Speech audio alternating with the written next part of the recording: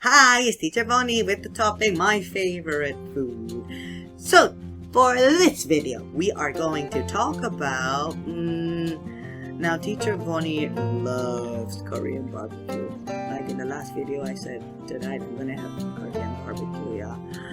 The reason why I like Korean barbecue is because there's lots and lots and lots and lots of meat. Meat.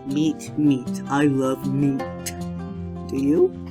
Okay, so for the word meat, there are 1, 2, 3, 4 letters, but there are only 3 sounds. Eat, meat. Yum, yum, meat. Okay, let's look at the word.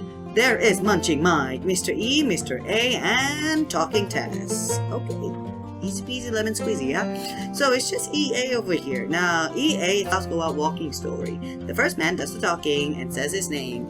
The second man will be too busy looking out for robots, so you will not hear him at all. So when EA is together, Mr. E says E. Mr. A will be looking out for robots. So EA is only an E sound. Eat, meat.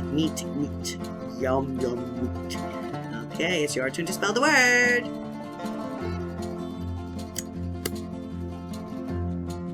Got it? Okay, the answer is M-E-A-T.